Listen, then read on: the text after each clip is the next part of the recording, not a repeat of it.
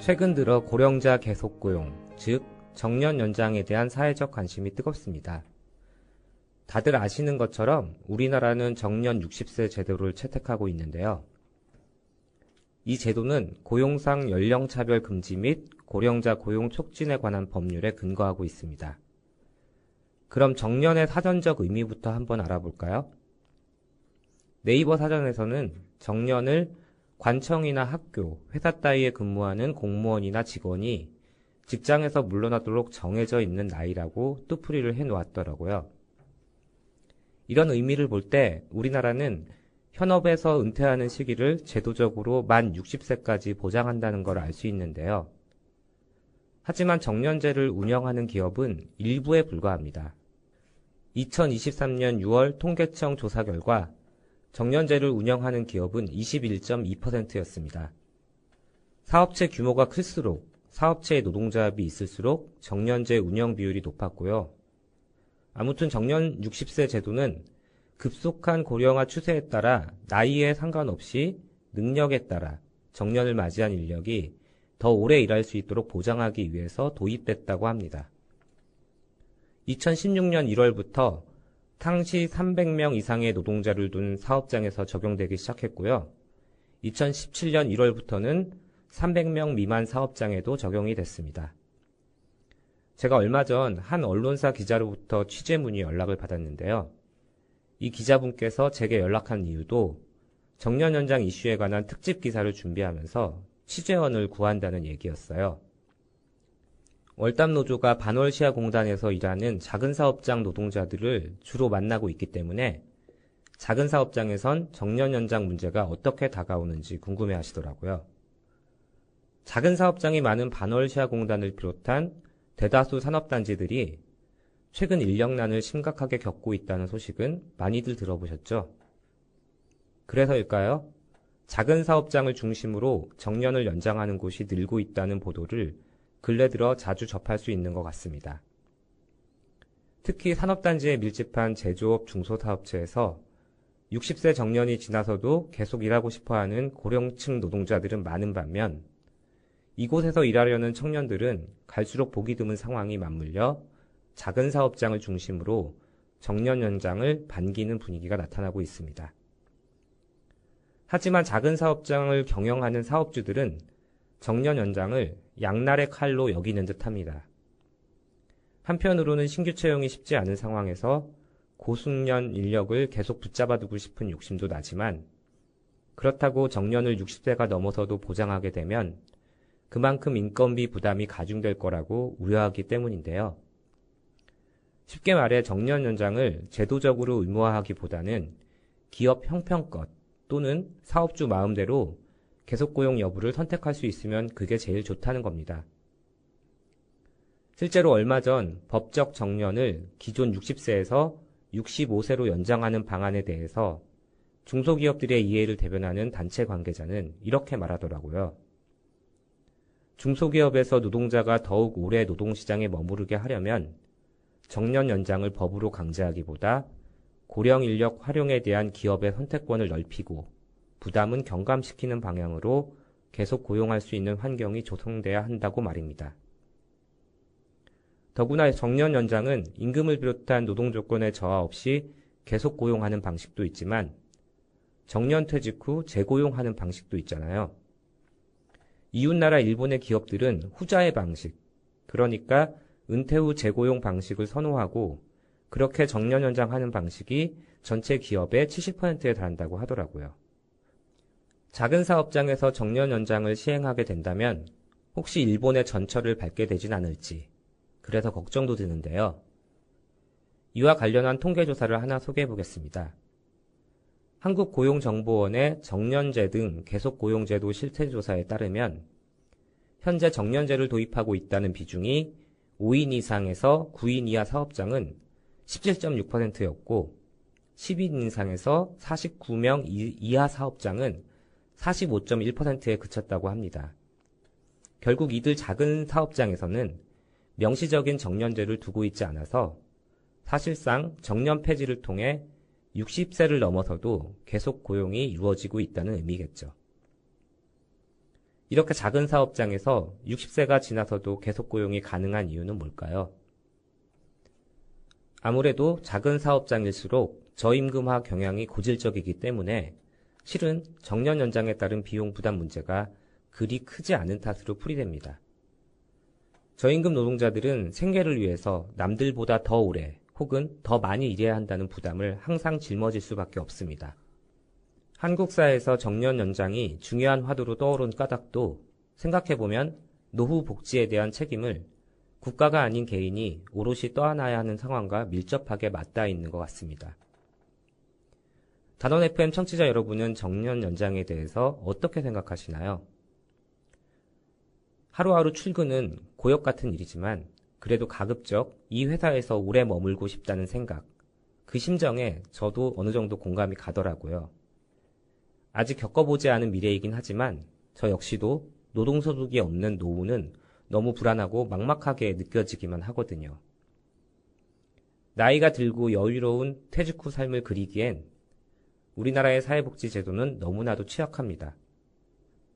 고령사회에서 우리는 몇 살까지 일해야 하고 또 은퇴 후 소득은 누가, 얼마나 보장할 수 있어야 할까요?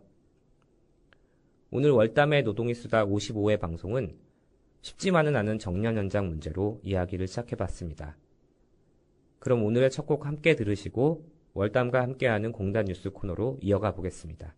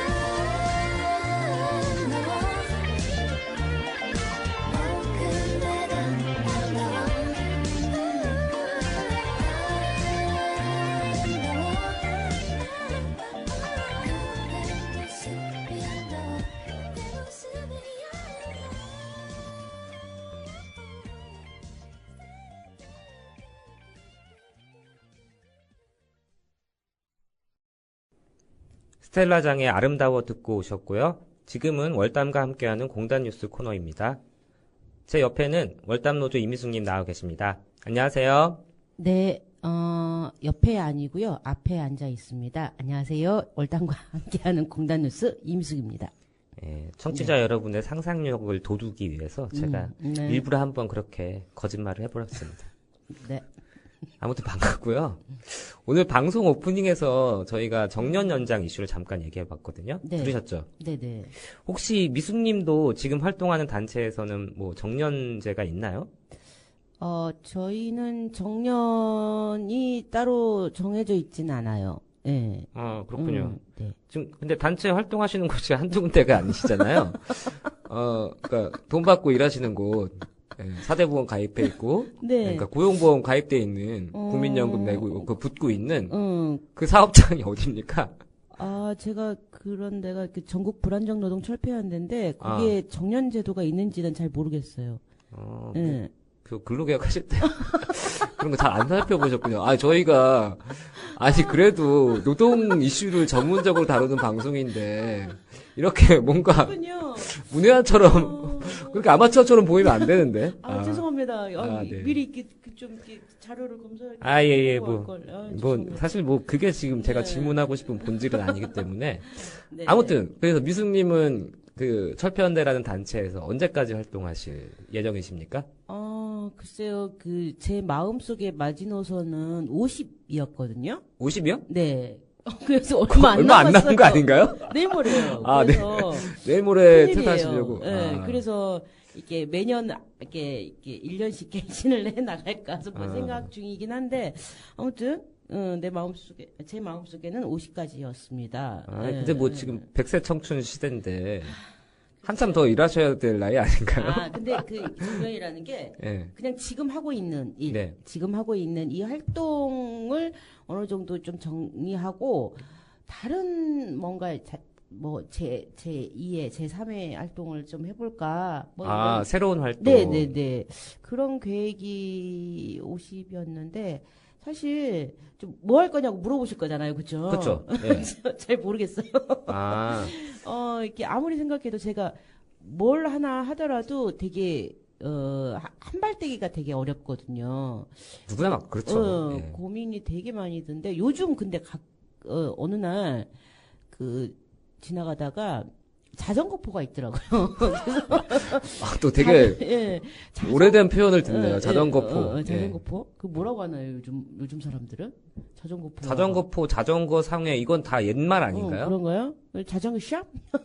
바이크 샵. 아무튼 아무튼. 자전거포를 지나가는데 저걸 한번 해볼까? 막 이런 생각이 들더라고요. 근데 자전거 수리하고 이런 거를 어디서 가서 배워야 되나 또 그게 또 고민이어가지고 요새 저희 방송도 유튜브로 송출되지만 유튜브에 웬만한 건 다 있습니다. 그런가요? 유튜브 찾아보세요. 나옵니다 다. 네. 그래서 제가 어디 남 밑에서 일할 성격은 못하고 그래서 뭔가를 해야 되는데 자유롭게 혼자 살 수 있는 일을 해야 되는데 그게 잘 떠오르지가 않습니다. 그래도 나이 50에 이제 은퇴할 생각을 처음에 마음을 먹으셨으면 슬슬 고민을 이제 하셔야 되는데. 그렇죠. 아니면 좀 미루시던가요, 은퇴 시기를. 네, 그렇습니다. 네. 아무튼 이미숙님의 또 새로운 출발 응원하고요. 벌써요? 앞으로 이제 고민하시게 되면 그게 뭐든지 간에 응원하겠습니다. 알겠습니다. 감사합니다. 월담의 노동이 쓰다가 공식적으로 응원하겠습니다. 네. 그럼 오늘 공단 뉴스 본격적으로 시작해 볼까요? 네. 오늘 첫 번째 소식은 뭔가요? 네. 첫 번째 소식은 고용허가제 관련 소식입니다. 아시다시피 고용허가제는 내국인을 구하지 못한 사업장이 정부에 외국 인력을 요청하면 이를 연결해주는 제도를 말하는 거잖아요. 그렇죠? 그렇죠. 인하인 비자로 들어온 이주 노동자들을 정부가 임의로 지정한 사업장과 연결을 해주는, 매칭해준다고 하죠. 그런 제도죠. 네. 그런데 이러한 연결 방식에 대해서 중소사업체 사업주들이 개편을 요구하고 있습니다. 즉 인하인으로 들어온 이주 노동자를 이렇게 무작위로 배정하는 현행 고용허가제가 이주노동자들의 장기 근속을 저해한다라고 사업주들이 불만을 토로하고 있는 건데요. 뭐 이렇게 얘기를 해요. 본국에서 알고 지낸 친구들과 일하면 금방 업무에 적응해서 사업장을 이탈을 하는 것을 방지할 수 있고, 그리고 신분 보장 등이 수월할 수 있다. 그리고 생소한 한국어를 쉽게 배울 수 있는 등의 뭐 언어 능력 제고에도 도움이 될 것이다라고 얘기를 하면서 이런 제도가 좀 바뀌어야 된다라고 이야기를 하고 있습니다. 뭐 들어보니까 나름 일리 있는 주장 같기도 하고. 아무튼 이 그 관계자들이, 그러니까 중소사업체 관계자들이 주장하는 그 요지는 그런 거잖아요. 한 사업장에서 오래 머물며 일할 수 있게 인하인 그 비자 승인 절차랑 배정 방식을 변경해 달라, 이런 거잖아요. 네. 네, 그러니까 원활한 인력 수급과 장기 근속 유도는 현 정부의 외국 인력 정책 방향과도 일치하는 그런 내용이잖아요. 그렇죠. 예. 그런데 이런 방식이 이주 노동자를 한 사업장에 묶어두는데 유리한 방편인 것은 틀림없어 보이긴 해요. 그렇죠. 예. 근데 열악하고 위험한 작업 환경의 개선 없이 이주 노동자의 장기 체류나 장기 근속을 유도하고, 그리고 더 많은 직종에 이주 노동자를 투입하는 것은 근본적인 해결책과는 거리가 좀 멀어 보여요. 또한 그 현행 고용허가제의 무작위 배정 시스템만 뜯어 고친다고 해서 해결될 문제는 더더욱 아닐 것 같습니다. 네, 맞습니다. 특히 이주 노동자에게 사업장 이동의 자유를 보장하지 않아서 강제노동, 임금체불, 인권 침해 등에 시달릴 수밖에 없는 현실을 보면 고용허가제 폐지 필요성이 여전히 중요하다는 것을 알 수 있는 것 같습니다. 네, 그렇죠. 그 정부의 정책 목표가 외국 인력의 안정적 수급 및 활용 재고에 맞춰져 있다 보니까 이런 이야기는 앞으로도 계속 이어질 것 같은데요. 네. 이처럼 수요자, 즉 기업 중심으로 짜 맞춰진 정부 정책을 이주 노동자의 노동 인권과 안전을 중심으로 재편하는 것이 무엇보다 절실해 보입니다. 예, 기업만 생각할 게 아니라 기업에서 일하고 있는 이주 노동자들의 권리의 문제에도 정부가 좀 더 깊이 들여다봤으면 좋겠습니다. 네. 예, 그러면 다음 소식은요? 네. 지난 10월 16일 고용노동부 경기 안산지청에서 관내 제조 80여 개사 대표들과 함께 2024년 안산 시흥지역 고용구조 개선 지원을 위한 정책 설명회를 열었다고 합니다. 네. 이번 설명회에서는요, 최근 반월 시와 국가산단에 소재한 안산 시흥지역 제조업이 일자리 미스매칭으로 인한 구인난 심화는 물론, 그리고 이주노동자 의존도 증가 등의 고용 특성이 두드러짐으로 인해서 고용구조 개선 지원을 목적으로 마련되었다고 합니다. 아, 그 내용을 저도 이제 궁금해서 설명회에서 다뤘다는 그 내용을 살펴보니까요. 이런 내용이 있더라고요. 뭐 노사 법치주의 확립을 위해서 노동시장 인식 관행 개선, 파견 근로자 사용 유의, 중대재해 처벌법, 그리고 기업 화재 사고 예방 등 인식 개선 교육과 더불어서 고용구조 개선 지원을 위해서는 기업 고용 종합 컨설팅, 외국인 채용 관리, 고용 경쟁력 강화를 위한 기업 지원금 등의 정부 정책 사업 설명이 있었다고 하더라고요. 그래서 고용노동부는 이번 정책 설명회가 현장에서 바로 활용할 수 있는 실질적인 정책 안내로 기업들의 큰 호응을 이끌었다고 보도자를 통해 밝히기도 했고요.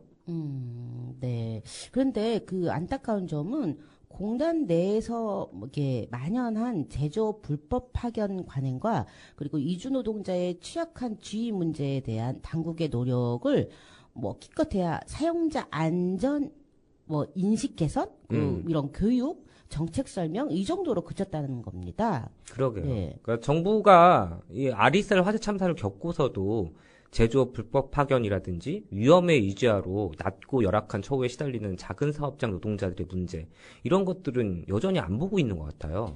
그러게요. 지난 그 8월 집계된 고용노동부 자료를 보니까요. 네. 이 자료 중에 사내 하도급 감독 현황 자료가 있어요. 그래서 사업장 260곳에 이제 불법 파견 감독을 했고, 이 중에 36곳에서 불법 파견을 적발했다라고 합니다. 네. 예.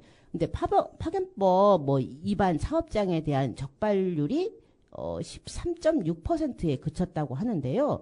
이게 적발률이 낮은 것은 입원 사업장이 적어서가 아니라 그만큼 행정력이 닿지 않은 결과라는 게 전문가들의 공통된 의견이에요. 아, 그렇군요. 네. 그러니까 이렇게 제조업 전반에 만연한 노동관계법 위반 사항들에 대해서 정부가 적극적인 행정 감독보다는 그 사업주에게 계속해서 뭐 자율적으로 시정 기회를 부여하는 것에 치중하고 이러고 있잖아요. 네.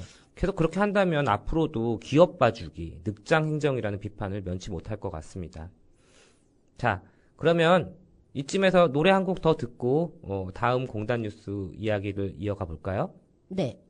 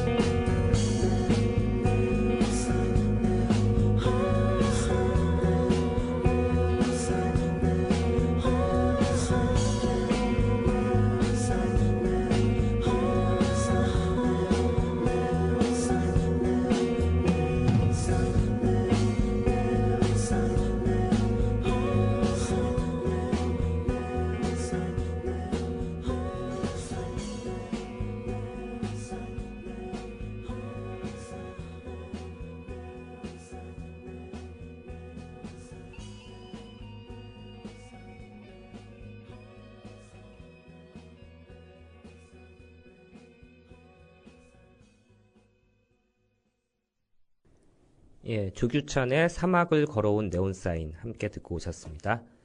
예, 그러면 세 번째 공단 뉴스 소식 전해주시죠. 네, 현대기아 자동차 부품을 생산하는 현대위아 하청업체 소속 33명의 노동자들이 노동조합에 가입했다는 이유로 전원 해고되는 일이 발생했습니다.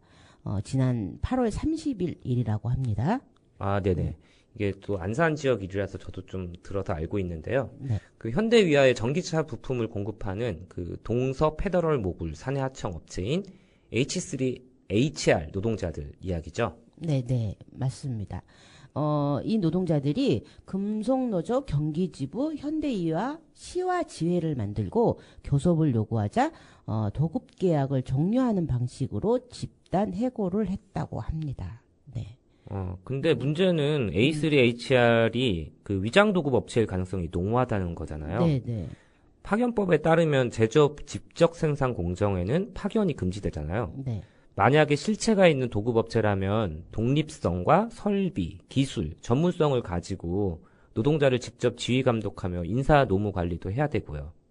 그런 점에서 A3HR은 위장 도급업체라는 게 해당 노동자들의 증언입니다. 네, 말씀하신 대로 동서 페더럴 모듈이 A3HR 노동자들에게 작업을 직접 지시하고 감독을 했다라는 증언들이 쭉 이어지고 있어요. 네.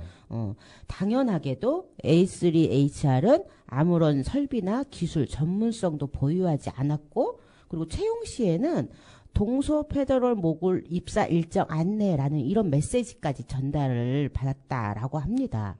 그러니까 결국 동서 페더럴 모듈이 A3HR과 계약을 해지하고 금속노조 현대위아 시와지회 전 조합원을 해고한 이유는 어쩌면 뻔한 것 같습니다. 네. 어떤 거냐면 하청 노동자들의 노조할 권리를 가로막고 불법 파견을 대놓고 하겠다라는 것이고 그로써 저임금 불안정 노동을 양산하는 현장을 만들겠다라는 거죠. 네.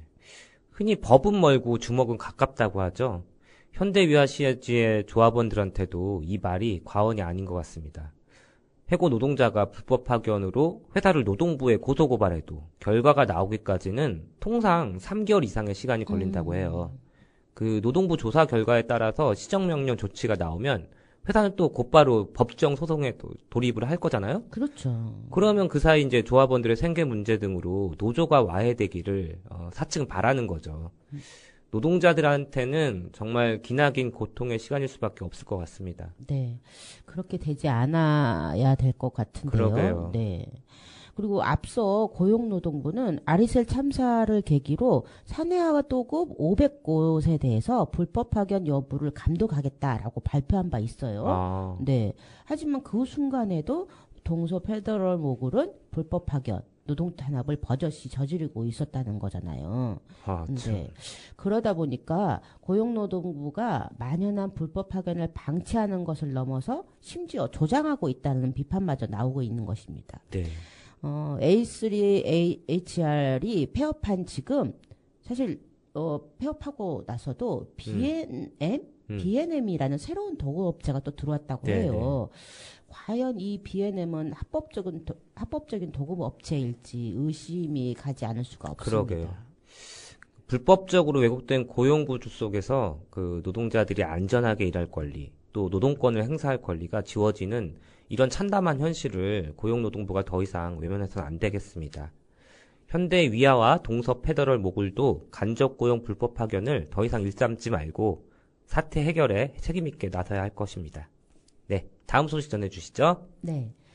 민주노총이 지난 10월 22일 서울 그 민주노총 교육장에서 기자회견을 열었습니다. 네. 어떤 기자회견을 열었냐면은 2024년 전국 노동환경 실태조사 결과를 발표를 했어요.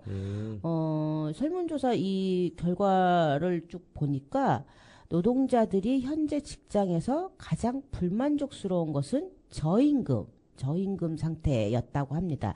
25.9%가 이 저임금을 가장 불만족스럽게 여겼던 것으로 파악됐습니다. 그렇군요.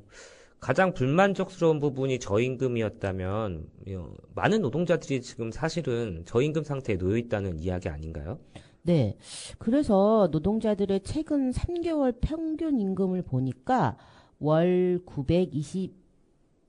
292만 6천 원이었다라고 해요. 그렇죠. 네. 월 900일 리가 없죠. 그렇죠. 예. 900이면 좋겠어요. 그러게요. 네. 저도 292만 6천 원이었다고 해요. 네.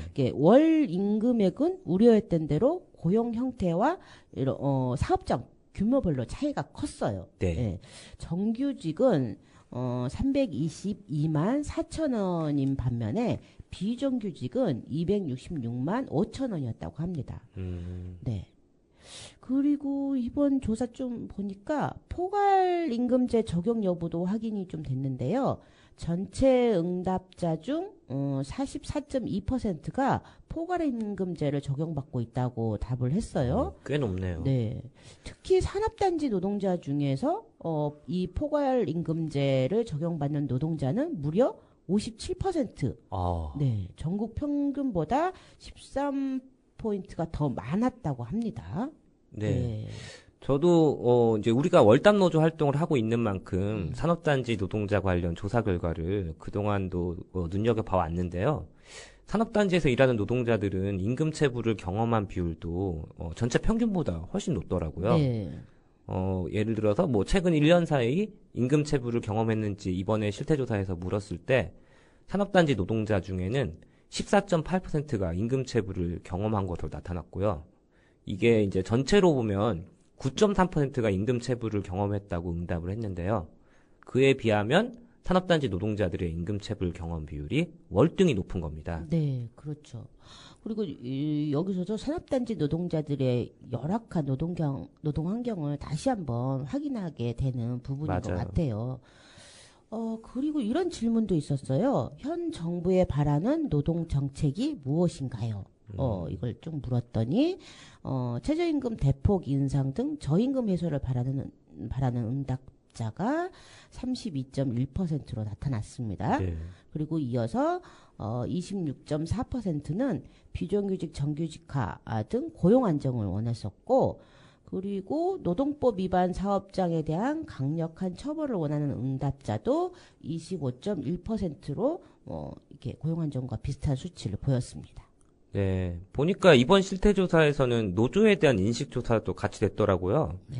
그 미조직 노동자들의 60% 이상이 노조에 대한 긍정적인 인식과 가입 의향을 가지고 있는 것으로 나타났더라고요. 저는 뜻밖이었습니다. 네, 개인적으로는. 그 노동자가 부당한 대우를 받을 때 노조가 노동자를 보호한다고 생각하는가라고 묻는 그 질문에는 미조직 노동자의 61.5%가 그렇다고 답했고요. 또한 미조직 노동자의 65.1%는 노동조합 가입 의사가 있다고 응답을 했다고 합니다. 네. 이 부분은 저도 대단히 좀 긍정적인 부분인 것 같아요. 워낙에 네. 정부에서 노조 혐오 정서를 유포하는데 앞장서니까 이럴 줄은 몰랐거든요. 네네. 네. 그래요. 노조의 필요성은 누구나 느끼고 있는 것 같아요. 이런 조사만 보면은. 아무튼 이번 실태조사 결과를 정부가 좀 무겁게 받아들였으면 좋겠습니다. 그러게요. 특히 노동약자에 대한 시혜적 지원이 저임금 구조에 갇힌 노동자들의 문제를 근본적으로 해결할 수 없다는 점을 직시를 좀 했으면 좋겠고요. 그리고 노동 상권 보장을 통한 임금 및 노동 조건 개선에 큰 기대를 걸고 있는 당사자들, 즉 노동자들의 목소리를 경청했으면 좋겠다라는 바람입니다. 네. 공감합니다. 그럼 다음 소식 넘어갈까요? 네. 지난 10월 22일 통계청이 경제활동 인구조사 근로형태별 부가조사를 발표를 했습니다. 올해 8월 기준 임금노동자 2214만 3천 명 가운데 비정규직이 무려 845만 9천 명에 이르는 것으로 파악됐습니다. 1년 전보다 33만 7천 명이 증가를 했다라고 해요. 네. 근데 이 통계가 2003년 통계청이 관련 통계를 시작하기 이래 역대 두 번째로 높은 비정규직 비율이라고 합니다. 역대 두 번째로 높은 비정규직 비율. 심각한 문제가 아닐 수 없는데요. 그리고 여기는 사실 60대 이상 노인과 여성의 시간제 일자리가 큰 폭으로 확대된 영향이 큰 것으로 파악된다고 하죠. 네, 맞습니다. 전체 비정규직 중 60살 이상은 281만 2천 명으로 33.2%를 차지했다라고 해요. 그리고 여성 비정규직은 27만 9천 명이 또 늘었고요. 특히 시간제 노동자가 425만 5천 명으로 전체 비정규직의 50.3%를 차지했어요. 절반을 웃돌았다는 얘기잖아요. 아이고, 너무 많네요. 네. 그래서 시간제로 쪼개진 일자리를 결국 고령자와 여성들이 나누어 메우고 있다라는 결과인 것입니다. 그렇겠네요. 네. 네. 그래서 근데 여기에 또 38.9%가 시간제 일자리를 비자발적으로 선택했다라고 응답을 했다라고 해요. 그러니까 10명 중에 4명은 더 좋은 일자리를 찾고 있었으나 어쩔 수 없이 궁여지책으로 시간제로 일하고 있다라는 뜻이겠죠. 그렇군요. 뭐 어젠가 뭐 얼마 전에 뉴스 보니까 또 투잡을 띄고 있는 그런 노동자 비율도 엄청 늘었다고 하더라고요. 그러니까 이렇게 이제 질 좋은 일자리가 없으니까 전일제 일자리가 부족해지니까 네. 파트타임 일자리를 여기서도 일하고 저기서도 일하고 그렇죠. 시간을 쪼개서 그렇게 일만 하고 있는 노동자들이 너무 많이 늘어났다는 거죠. 심각한 것 같습니다. 네. 그리고 또 이제 이 실태조사 결과를 보면 통계조사 결과를 보면 임금 격차도 두드러졌다고 하더라고요. 네. 비정규직 노동자의 최근 3개월 월 평균 임금이 204만 8천 원으로 조사됐다고 하거든요. 그러니까 비정규직 노동자 월 평균 임금이 200만 원을 넘어선 것은 어쨌든 처음이라고 해요. 그런데 정규직과 비정규직의 임금 차이가 54%로 174만 8천 원의 차이가 났습니다. 요것도 역대 가장 큰 격차라고 해요. 오, 너무 큰 차이인데요? 그러게요. 여기서도 역대군요. 여기저기 정말 한숨 소리만 들려오는 것 같습니다. 그러게요. 네. 그 안정적인 양질의 일자리를 마련하기 위한 적극적인 정부 정책이 마련되지 않는다면 비정규직 비율을 낮추거나 노동조건 개선을 하는 것은 정말 어려울 수밖에 없는 상황으로 보입니다. 맞습니다. 네. 현재 정부가 노동약자 보호를 강조하고 있잖아요. 네. 하지만 실제 노동자의 정책 요구와는 거리가 먼 게 사실인 것 같습니다. 비정규직을 보호하기 위한 제대로 된 대책을 하루빨리 정부가 마련해야 되겠습니다. 자, 이제 마지막 소식인가요? 네, 마지막 소식입니다. 앞서 전해드린 이야기와 좀 비슷한데요. 11월 3일 한국고용정보원에서 임금 근로자 1년 이상 고용 유지율 변화 분석 보고서를 냈습니다. 긴 이름의 보고서군요. 네, 네. 뭐라고요? 임금 근로자. 네, 그래요. 네. 내용을 좀 살펴보니까요. 일자리를 얻어서 고용보험에 가입한 뒤 1년을 넘겨 고용을 유지한 고용 유지율. 어떤 뜻인지 알겠죠? 네, 알겠습니다. 네. 네. 이 고용 유지율은 2021년 기준 40.1%였습니다. 네. 근데 취업 후 1년 뒤에도 같은 직장에서 일하는 이는 10명 중 4명에 불과했다라는 겁니다. 이것도 결국엔 안 좋은 지표였군요. 네. 네. 그러니까 자이든 타이든 간에 한 직장에서 안정적으로 머물면서 일할 수 있는 비율이 계속해서 낮아지고 있다는 거잖아요. 네. 특히 주목해서 봐야 할 점이 고용이 취약한 집단일수록 고용 유지율도 낮았다는 것 같아요. 남성의 경우에는 1년 이상 고용 유지율이 42.4%였는데 여성의 경우는 37.9%였습니다. 그리고 여기에다가 60대 이상 고령층도 34%, 중졸 이하는 32%로 역시 많이 낮았습니다. 이 보고서에서는 남성 그리고 30대 대졸 이상일수록 고용 유지율이 높아지고 여성 60세 이상 29세 이하 거기다가 이제 학력이 낮을수록 고용 유지율은 하락했다고 분석하더라고요. 그러네요. 뭐 취약한 집단일수록 고용 유지율이 낮다라는 것은 그만큼 불안정한 노동 형태에 내몰리고 있다라는 분석도 가능한 부분인 거잖아요. 네. 예.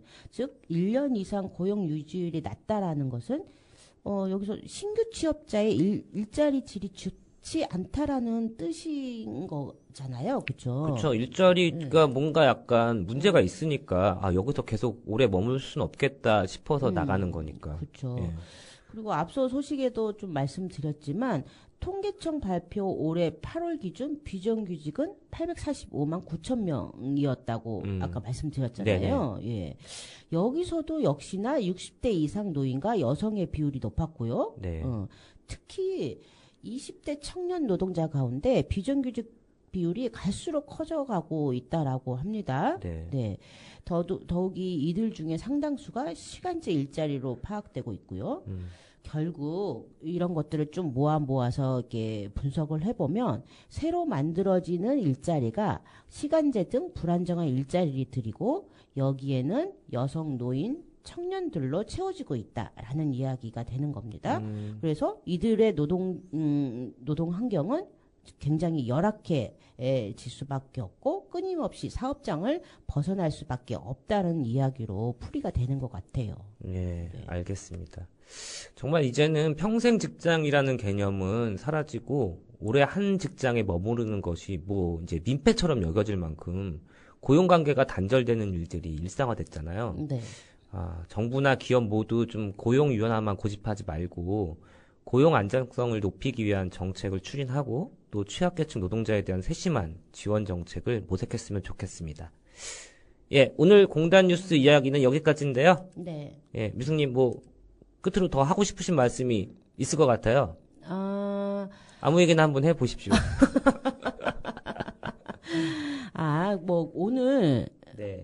이 방송이 나가는 날짜가 언젠지는 모르겠는데 오늘 11월 28일이 되겠습니다. 그렇군요. 오늘 전국적으로 첫눈이 왔다고 해요. 네, 네. 11월 26일 녹음 시간 기준으로. 네.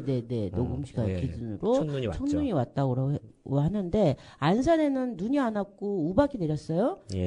우박이 내렸지만 어찌됐든 첫눈이 오는 날이었다라고 하니까 이 방송을 들으시는 분들은 첫눈 온 기념으로 뭐 치맥이나 좀 한잔 하고 뭐 이렇게 즐거운 시간을 보내셨으면 좋겠는데 네. 아무튼 우리가 생방송이 아닌 게 정말 안타깝네요. 안타깝습니다. 이럴 때 네. 뭔가 약간 좀 현장감을 느낄 수 있는 뭐 소식이나 이런 얘기들을 좀 전하면 좋을 텐데 그렇다고 또 저희가 28일 예보를 보고 오늘 날씨가 어땠어요라고 이렇게 얘기하기에는 좀 무리가 있죠. 그렇죠. 예. 네. 이제 미숙님 또 올해 아직 방송이 한 번 더 남았죠? 그런가요? 네. 그렇습니다. 연말에 방송 또 준비하면서 또 재밌는 이야기도 한 보따리 들고 와주시기 바랍니다. 오늘 너무 우울한 얘기만 가득 들고 오셔가지고. 우리 방송이 늘 그렇잖아요. 그러니까요. 그러니까 앞뒤로 뭔가 좀 재밌는 얘기를 들고 오셔야지. 네, 앞으로 이게 좀 만회가 되는데. 네, 알겠습니다. 예, 알겠습니다. 그럼 오늘도 안녕히 가시고요. 네. 예, 마지막 미숙님 보내드리면서 노래 한 곡 더 듣겠습니다. 원슈타인의 존재만으로.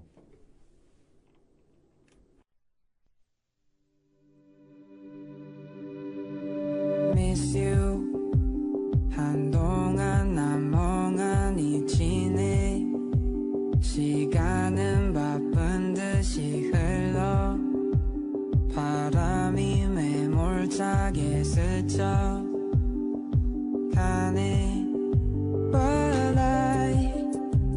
네 생각으로 힘이 나네 방금 전에 널 본 것처럼 유난히 널 닮은 별 아래 세상이 환하게 보여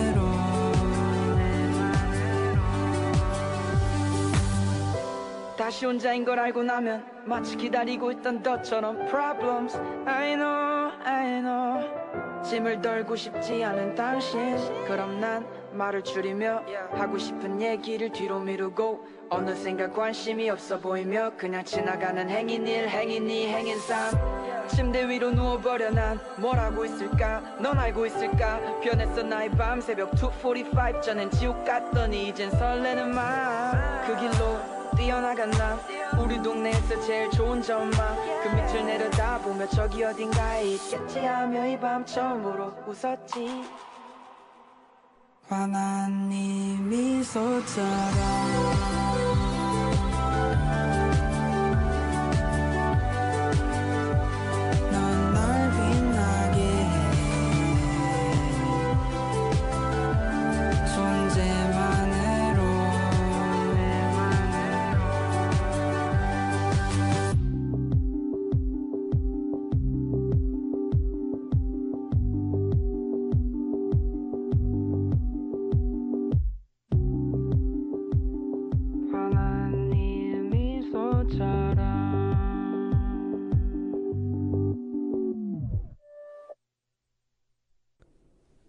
앞서 우리나라의 정년 60세 제도에 대해서 소개해드리면서 일본 사례도 함께 살펴봤었는데요.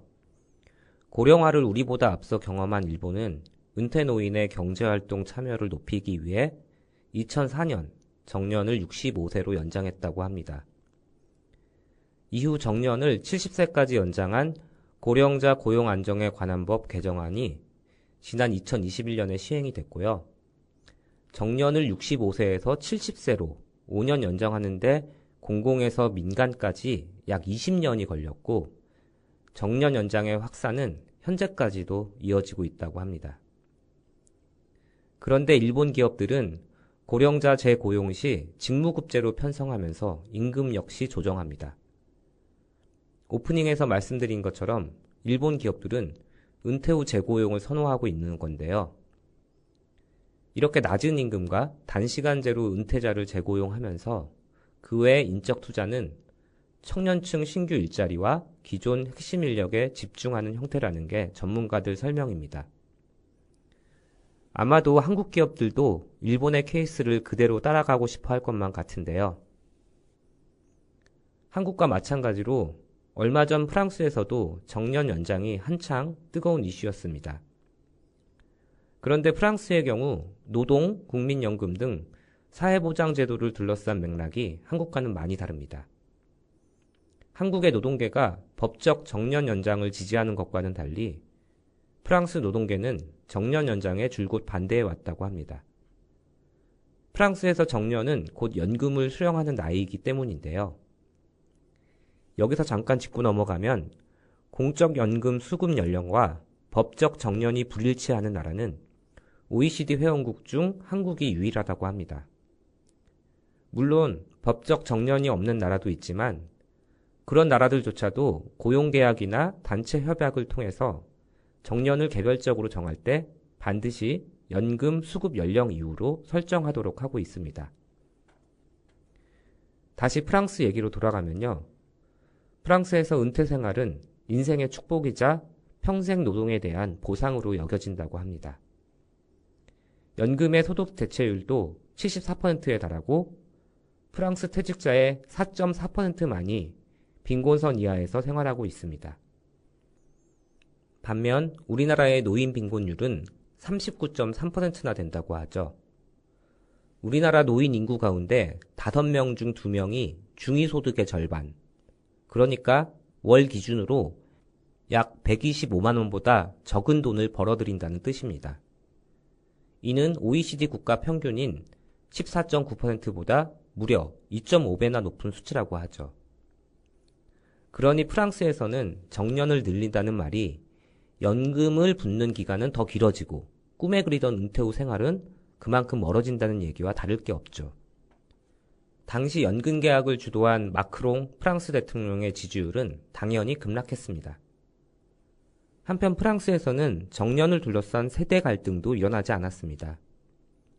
연금 개혁에 반대하는 총파업 시위 현장에는 미래의 나와 부모님을 위해 같은 손팻말을 든 학생들도 보였습니다. 일본과 프랑스의 사례를 돌아보면 과연 오래 일하는 게 능사일까 하는 의문이 듭니다. 정년 연장은 노후 소득 보장에서 국가 책임을 줄이고 개인의 책임을 늘리는 조치이기도 합니다. 만약 국가가 보장하는 노후 소득이 충분하다면 더 오래 일하고 싶어하는 사람들의 열망도 지금보다는 훨씬 줄어들지도 모를 일입니다. 그런 점에서 연금구조 개혁, 정년 연장, 노후 소득 보장 체계 구축, 노인 일자리 개선 등의 과제는 각각 별개가 아니라 함께 발맞춰 이루어져야 할 과제라는 생각도 들고요. 정년 연장 문제는 산업별, 사업장 규모별로 다르게 나타날 것으로 예상되고 있습니다. 특히나 작은 사업장들은 정년이 없는 경우가 많다고 앞서 말씀드린 바 있죠. 정년은 특정 나이까지 고용을 보장하는 제도이지만 뒤집어 생각해보면 특정 나이를 넘은 노동자들을 일률적으로 퇴직시키는 제도이기도 합니다. 그럴 때 인력난이 심각한 작은 사업장들은 법적 정년과 상관없이 숙련 노동자를 계속 고용하려고 하겠죠. 정년이 크게 의미 없는 작은 사업장의 현실은 근무 기간이 길어질수록 임금도 상승하는, 연공제나 호봉제를 채택하지 않는, 쉽게 말해서 별도의 임금 체계가 없는 상황을 말해줍니다. 게다가 작은 사업장은 임금도 워낙 낮은 수준이라서 많은 경험과 기술을 가진 고숙련 노동자라고 해서 특별히 비용 부담이 크게 발생하는 것도 아님을 보여줍니다. 이는 작은 사업장이 많은 산업단지에 청년층의 유입이 저조한 상황과도 맞물려 있는 문제이겠죠. 결국 산업단지 일자리의 질을 개선하지 않는다면 정년이 지나서도 계속 일할 수밖에 없는 노동자들, 그리고 열악한 환경에서 저임금, 고위험 노동을 감수할 이유가 없다고 보는 청년들까지 세대를 막론하고 희망찬 내일을 설계할 꿈과 희망은 영영 기대할 수 없을지도 모르겠습니다. 누구나 여유롭고 넉넉한 노후 생활을 기대하며 오늘을 살아갑니다. 늙어서도 지금과 같은 노동 강도를 유지하며 몸이 부서져라 일하고 싶은 사람은 아마 아무도 없겠죠. 사는 동안 건강하게 일하며 보내는 시기만이 인생의 전부는 아닐 겁니다. 은퇴 후 여생도 일하는 동안만큼 건강하게 지낼 수 있는 사회가 됐으면 좋겠습니다. 월담의 노동이수다 오늘 방송은 이것으로 마치겠습니다. 오늘도 함께해 주신 청취자 여러분 고맙습니다. 다음 이 시간에 또 뵙겠습니다.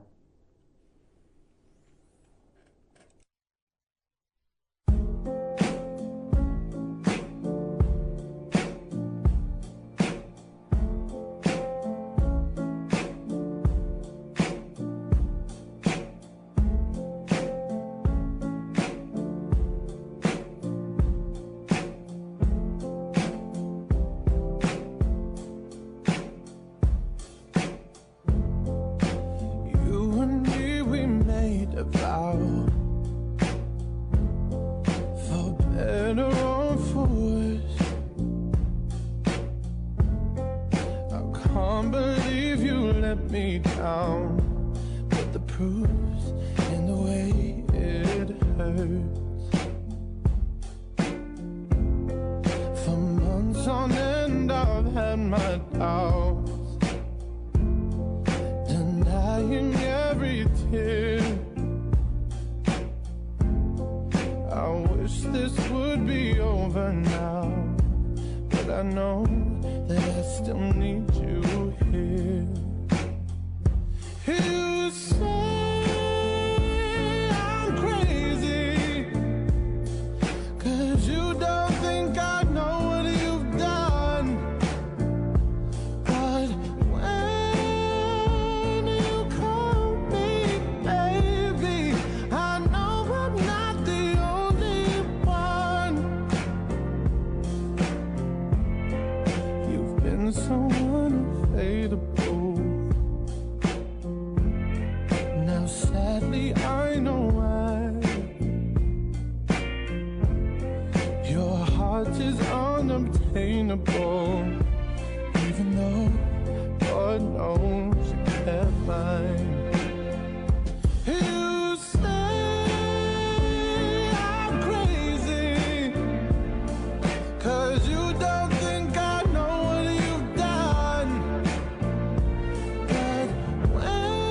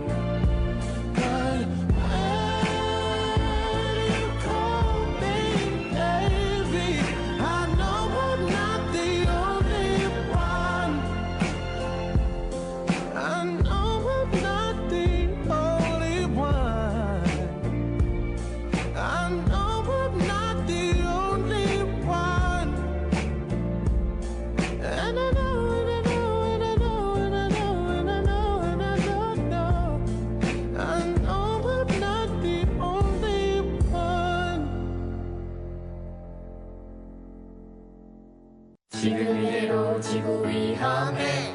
지금 이대로 지구 위험해. 지금 이대로 지구 위험해.